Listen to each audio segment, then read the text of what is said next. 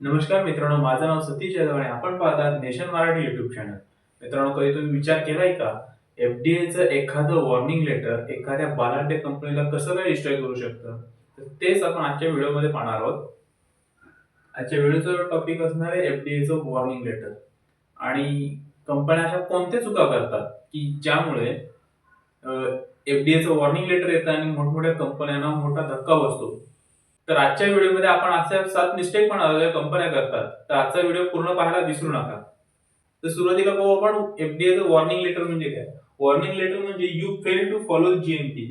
म्हणजे तुम्ही GMP follow करायला चुकलात म्हणून तुम्हाला हा एफडीएचं वॉर्निंग लेटर येतं. पण डायरेक्ट एफडीएचं वॉर्निंग लेटर येत नाही. तर पहिले येतो 483. 483 म्हणजे एक असा फॉर्म नंबर आहे हा 483 की ज्याच्यामध्ये एखादा एफडीएचा इन्स्पेक्टर तुमच्या कंपनीमध्ये ऑडिटसाठी, इन्स्पेक्शनसाठी आल्यानंतर त्याला जर काही ऑब्झर्वेशन भेटले तर त्यांच्या करेक्शनसाठी त्यांच्या त्या ऑब्झर्वेशनच्या करेक्टिव्ह ऍक्शनसाठी आपल्याला काही कालावधी दिला जातो. त्या कालावधीमध्ये जर आपण ते पॉइंट्स ते ऑब्झर्वेशन करेक्ट करू शकलो नाही तर त्यानंतर एफडीए वॉर्निंग लेटर देते आणि वॉर्निंग लेटरला सुद्धा काही करेक्शन ऍक्शन जर आपण काही घेतली नाही तर कंपनी बंद सुद्धा होऊ शकते. तर या गोष्टी असतात त्यामुळे एफडीएचं वॉर्निंग लेटर हे एवढं महत्वाचं असतं. यानंतरच्या पुढच्या व्हिडिओमध्ये आपण पाहणार आहोत यानंतरच्या पुढच्या व्हिडिओमध्ये एक आपण अशी कंपनी बघणार आहोत जी भारतामधली सर्वात मोठी फार्मा कंपनी होती आणि तिला सुद्धा बंद व्हावं लागलं एफडीएच्या वॉर्निंग लेटर मध्ये. सो ते पुढचा व्हिडिओ सुद्धा पाहायला विसरू नका. त्यापूर्वी आपण मिस्टेक पहिली पाहणार आहोत की डेटा इंटिग्रिटी फेलियर.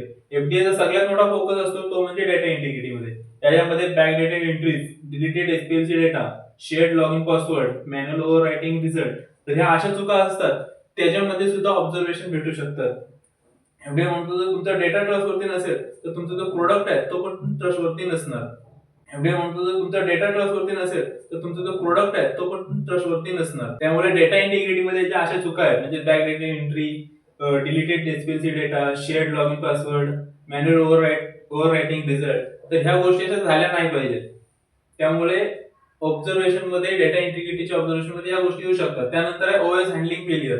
आपण या व्हिडिओच्या अगोदरचा एक व्हिडिओ केला होता ओएस इन्व्हेस्टिगेशन. त्यामध्ये या सगळ्या गोष्टी डिटेलली सांगितल्या की ओएस इन्व्हेस्टिगेशन कशा प्रकारे झालं पाहिजे. जर ते व्यवस्थित नसेल तरी सुद्धा एफडीएचं ऑब्झर्वेशन येऊ शकतं. तर त्यामध्ये काय असतं की ओएस इन्व्हेस्टिगेशन इनकम्प्लीट असणं, रूट कॉज आयडेंटिफाय होत नाही, क्यूएचे जस्टिफिकेशन वीक असतो. त्यानंतर no hypothesis define, same analysis repeat test, no CAPA effectiveness. तर ह्या सगळ्या गोष्टी आहेत की आपण गेल्या व्हिडिओमध्ये सुद्धा पाहिलेले आहेत की ह्या सगळ्या गोष्टी व्यवस्थित नसेल तर ओएस इन्व्हेस्टिगेशन प्रॉपर होत नाही आणि ते जर एफडीए ला वाटलं की ते प्रॉपर झालेलं नाहीये, काहीतरी चुका झाल्या आहेत इन्व्हेस्टिगेशन मध्ये, तरी सुद्धा एफडीएचं वॉर्निंग लेटर येऊ शकतं. ते ऑब्झर्वेशन मध्ये पकडू शकतात. त्यानंतरचा पॉइंट आहे की पुअर चेंज कंट्रोल. म्हणजे चेंज कंट्रोलच बऱ्याच वेळेला घेतले जात नाहीत.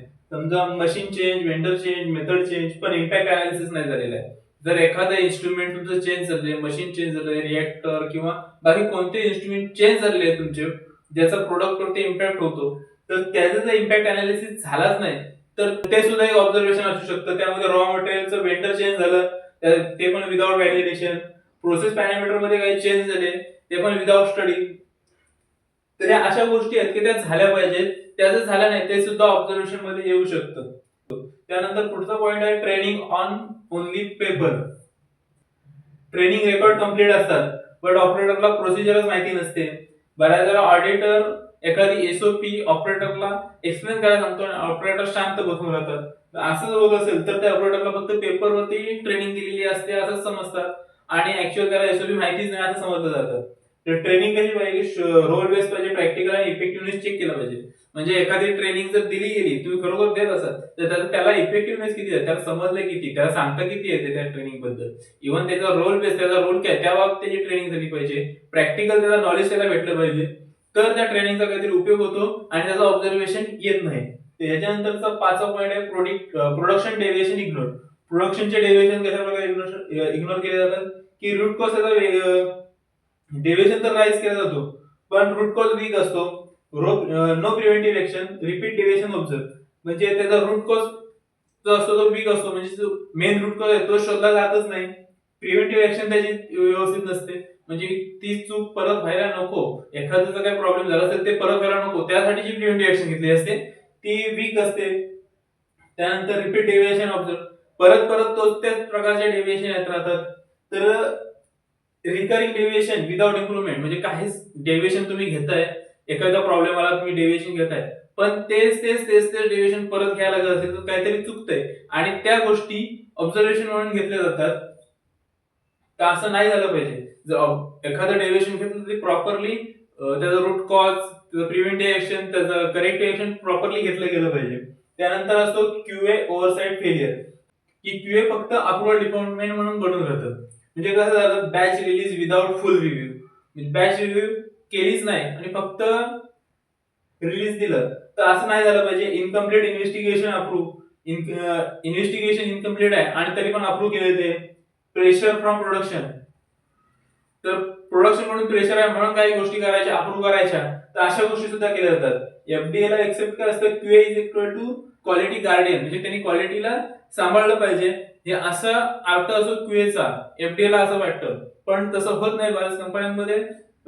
जर अशा चुका होत असतील तर त्यांना एफडीएचं वॉर्निंग लेटर येणं नक्कीच होणार आहे.